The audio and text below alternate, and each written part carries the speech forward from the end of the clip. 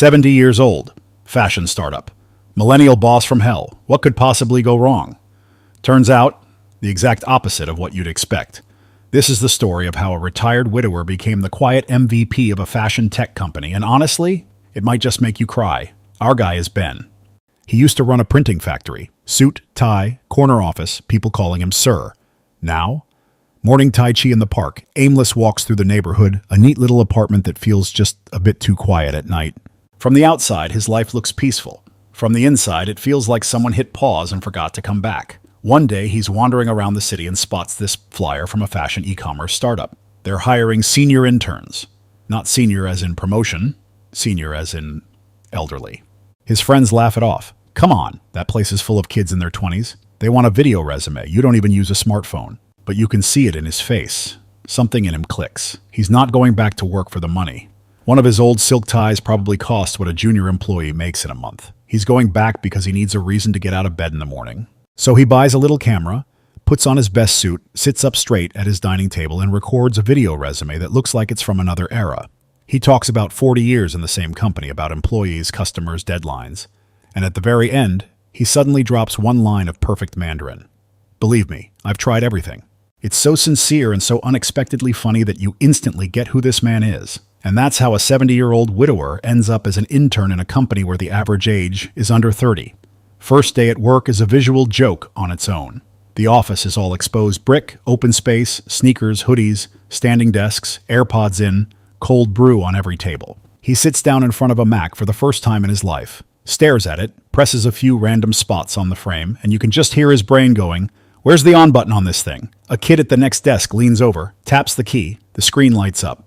Ben nods like he's just been shown a magic trick, and this vintage intern has been assigned to report directly to the founder, Jules. Jules is the kind of woman who makes other overachievers tired. In a year and a half, she's grown the company from 25 people to over 200.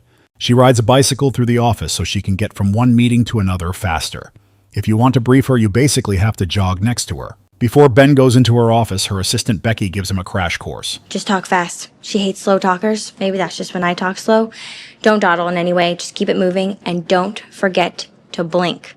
Blink? Yeah, she hates when people don't blink. It weirds her out. So he straightens his tie, takes a breath, and walks into the lion's den. Jules doesn't waste time. She tells him, very matter of fact, this senior intern program is mostly symbolic. It's a good example for the public, a nice PR move. Translation, I'm not sure I really need you. Ben does his best. He's respectful, warm, makes eye contact, remembers to blink, but she still doesn't give him any real work. Just go back to your desk and wait for an email. Want the door open or closed? Doesn't matter. From that one meeting, you already know this is going to be slow burn. Days go by, no emails, no tasks. His inbox is a digital desert. Most people would start scrolling their phone and complaining to anyone who'd listen. Ben doesn't. He still shows up on time, still stays until the boss leaves. When he goes home, he practices his expressions in the mirror so he doesn't look too stiff or too desperate. When he has nothing to do, he finds something to do. He helps the guys in the mailroom deliver packages. He asks younger coworkers how the website works, what the cloud actually is, what apps they're using. In the meantime, he quietly shares his own experience. Years of selling, of dealing with people, of surviving office politics without becoming bitter. Slowly, the old guy stops being a joke and becomes the person everyone likes having around. Finally, one day, he gets an email. His first assignment. He clicks it and it's Becky. She wants him to help get a stain out of Jules's jacket. While Ben is dealing with dry cleaner logistics, Jules is in a conference room having the worst kind of meeting. The investors are blunt. The company is growing too fast. They're worried she doesn't have enough management experience. They want to bring in a CEO to help her run things. If you've ever built anything you cared about, you know exactly what that sounds like. It sounds like, hand over your baby. She's angry, she's tired, and she feels like she's losing control of the thing she loves most. Ben walks in to grab her jacket, the one Becky asked him to take to be cleaned, and he arrives just in time to see her wipe away a tear. He acts like he just walked in, gives a quick, polite smile, picks up the jacket like that's all he came for, and slips back out. Later, when Becky tries to dig for gossip, was she crying? What happened? He just smiles and gives her absolutely nothing. He protects Jules's pride without turning it into a big gesture. That night, after most people have left, Ben notices one desk completely buried in junk. Papers, boxes, random stuff. The kind of chaos that hits you in the face every morning and drains your energy before the day even starts. He's seen her roll her eyes at it before. The next morning, Jules walks in, looks over, and that desk is spotless. Someone has sorted everything, filed what matters, thrown away what doesn't, and turned that little storm of clutter into calm. "Who did this?" she asks. "Ben," someone says. "He was here at 7 cleaning it up." And for the first time, you see Jules really soften. Thank you. Best thing that's happened around here all week. The whole office claps. He didn't save the company. He didn't close a huge deal. He just fixed something that had been eating at her brain for months. Sometimes the smallest move hits the deepest. From there, Ben slowly becomes part of the fabric of the place. The company has a massage perk, and one day it's his turn. The massage therapist, Fiona, is around his age. They start talking. About work, about sleep, about waking up in an empty house. There's no cheesy flirting. Just two people who recognize the same kind of loneliness. By the time the session's over, they've exchanged numbers, very quietly, very naturally. Back upstairs, Ben and 3 young guys start walking around together so often they basically become a grandpa version of a boy band, the senior F4. They laugh about it. One lunchtime, he notices something off. Jules' driver is standing by the car, sneaking sips from a bottle. He takes the guy aside. Look, I don't want to make you feel uncomfortable, but I just happened to have looked out the window and it appeared you were drinking something from a paper bag. He gives him a way out. So the driver has no choice but to tell Jules he's not feeling well, and Ben steps in as her temporary driver. Now he's not just watching her at work, he sees the in-between. In one short ride, she's arguing with her mom on the phone, checking emails, approving something on the site, and trying to decide if she even wants this new CEO. By the time she walks out of that meeting, her face says everything. This guy is wrong for her company, wrong energy, wrong instincts. Ben doesn't ask for details. He just passes her a cup of hot chicken soup because he remembers hearing, "I haven't even had lunch yet," on one of her calls. And it's such a small thing, but you can see the way her shoulders drop a little after the first sip. When he drops her off, we finally see her home life. Her husband, Matt, used to have a career. He quit his job by choice to stay home with their daughter so she could build the company. He does school runs, bedtime stories, all the invisible work people rarely give credit for. From the outside, it's a very modern arrangement. She's the breadwinner, he's the stay-at-home dad. From the inside, you can feel how far apart they've quietly drifted. The next morning, just as Ben is getting ready for the day, HR calls. The driver has suddenly resigned after yesterday's little incident, and they want to know if Ben can step in as Jules' driver for a while. So a little later, he's back at Jules' front door again. This time it's Matt who opens the door, smiles, and says, "Come in, have some coffee." Ben steps inside, meets their little girl, sees the breakfast chaos, the toys on the floor, the sleepy smiles. And then Jules walks into her own kitchen, sees her intern sitting there with her family, and she looks like someone just walked into her brain. In the car, Ben apologizes. He's genuinely sorry for crossing a line he didn't know was there. She says it's fine. She smiles. She changes the subject. And then she pulls out her phone and quietly texts HR. "Please move Ben. He notices too much. I feel uncomfortable." He has no idea. He's still watching her go down to the warehouse to train the packaging team on how to fold tissue paper so every order feels like a gift. To him, that level of care is why she deserves the company. One late night, she realizes only one other person is still at his desk. Of course, Ben. They end up sharing a pizza over the glow of their laptops, dropping the boss intern roles for a bit. She asks him about his old job, and he tells her, "I worked at a printing company for 40 years, ended up as general manager." She freezes for a second. "This building used to be a printing company." He smiles. "Yeah, that was us. My desk used to be over there in the corner. I sat there for more than 20 years. And suddenly you see it. This place where he used to be the boss, he's now an intern. Same walls, completely different life. Life really did bring him all the way back to the beginning. That story does something to Jules. The next morning she gets into the car, and it's not Ben driving. It's some older guy with terrible reflexes who almost causes an accident within 5 minutes. In that panic, she remembers, she was the one who told HR to move Ben away. The moment she gets to the office, she goes straight to him, no detours. "I'm sorry." She says, "I was too sensitive. If you're okay with it, I'd like you back as my assistant." He says yes with that same calm smile. He's not just back, he's officially her first assistant now. Of course, Becky, the original assistant, falls apart for a minute. She feels replaced, useless, like she's just been demoted in front of the whole company. Ben sees it, and once again, he steps in quietly. He comforts her, tells her she's still essential, asks what he can take off her plate. When Jules praises something, he makes sure to say, "Oh, Becky handled that." He doesn't just do his job, he protects other people's dignity while he's at it. Then comes one of the funniest and most stressful parts of the movie. In a fight with her mom, Jules vents in an email, saying all the things you should never say out loud, let alone write down. The email is meant for a friend. Her fingers slip. She sends it to her mother. Instant meltdown. She runs to the tech team. Is there any way you can get into her email and delete it before she opens it? They try. No luck. Wrong provider, wrong access, too late. Everyone is freaking out. And then Ben, the guy who barely knows how to use a Mac, suggests the most low-tech solution possible.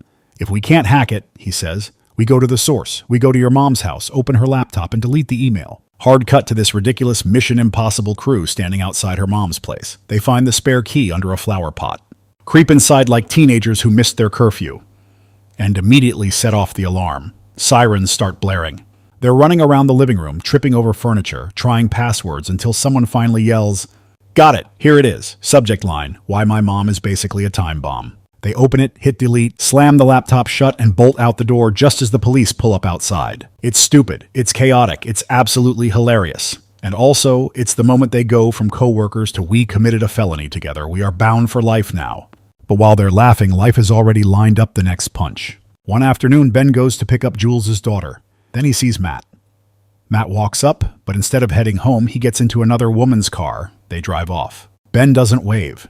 He doesn't shout. He just watches, and you can see his heart drop. If it were anyone else's husband, maybe he would have looked away. But this time, the person being betrayed is the woman he has quietly come to admire and protect. He says nothing. For now. Jules decides to fly to San Francisco to meet one last CEO candidate. She asks Ben to go with her. On the flight, he keeps glancing over, thinking, do I tell her? Do I blow up her life right now? He can't bring himself to do it. That night, in the hotel, she brings up his late wife, how long they were married, what it's like to lose someone after decades together. The conversation shifts, softens, and then she says it. I have to tell you something. Matt cheated on me. He's shocked, but only for a second. You know? He nods. I saw it. And I keep thinking if I'd been home more, and if I'd paid more attention, maybe it wouldn't have happened. Now, the whole CEO thing finally makes sense. She's not just tired. She's trying to fix her marriage by shrinking herself. If she hands the company to someone else, if she goes back to being just a wife and mom, maybe she can glue everything back together. But don't give up your dream because of his mistake. You've built something incredible. You don't have to throw that away to punish yourself for what he did. He doesn't tell her what to choose. He just gently pushes the blame back to the person who actually earned it. Under all that strength is a very simple fear. She's scared of divorce, scared of getting old alone, scared of dying one day and being buried next to a stranger instead of someone who really chose her. Ben listens, and then says something only a man his age could say without making it weird. I can save the spot next to my wife's grave for you. He stays with her until she finally falls asleep, sitting there in the dark. An old man in a hotel armchair, watching over a woman who's strong enough to run a company but scared to admit she's hurting. When the lights are off and she's breathing steadily, he wipes his own tears where she can't see. Back in New York, the CEO candidate looks great on paper. The investors love him, and Jules tells Matt she's thinking of handing over the reins. But the next morning, something in her just won't settle. So she goes to the one person who has never tried to control her, Ben. He doesn't give a speech. He doesn't quote TED Talks. He just reminds her who she really is. Do you remember the first time you went to the warehouse? He says. Everyone else was just packing boxes. You were the only one who cared about how it felt to open that box. No one can do this the way you do it. This company is yours. You don't have to hand it to anyone if you don't want to. She already knew that. She just needed someone she respected to say it out loud. She goes back in, tells the Wunderkind CEO, no thank you, and for the first time in the whole movie you see her choose herself without apologizing for it. Right then, Matt shows up at the office. He doesn't make excuses, doesn't try to twist the story. He admits he messed up. He admits he felt small and left behind watching her succeed. He admits he tried to fill that hole in the worst possible way. And then he says it. I want to fix this. You don't need to give up your career for me. I'm proud of you. It doesn't magically erase what he did, but it gives her something she hasn't had in a while. A partner who actually says out loud, I don't want you to be smaller just so I can feel bigger. The knot in her chest finally starts to loosen. She's figured out that she doesn't have to choose between being a CEO and being a wife and mom. She can be all of it if she stops treating herself as the problem. And who's the first person she wants to tell? Ben? She rushes back to the office, heads straight for his desk. Empty. He's not there. Of course he isn't. At this time of day, he's almost always in one other place. Cut to the park. We see Ben again, in that same neat suit, moving slowly through his Tai Chi routine in the morning light. She walks up, watches him finish a movement. He looks over, and in that one look he understands everything. She kept the company. Matt is trying to make it right. She chose herself without losing the people she loves. No monologue, no big hug, just two people at very different ages completely on the same page. There's a line that fits them perfectly. When you feel very, very safe with someone, it's often because they're operating at a higher level than you are, and they're quietly choosing to be compatible with you instead of showing off. That's what Ben does for Jules the entire film. In the last moments, he finally does something for himself, too. He reaches out to Fiona, the massage therapist who made his heart jump for the first time in years. There are no huge speeches, no dramatic declarations. Just two older people meeting up, sharing a walk, sharing a coffee, sharing the last stretch of life side by side. A late-life romance that doesn't need fireworks because it finally understands the value of everyday light. And that's the quiet message under all the jokes and warmth.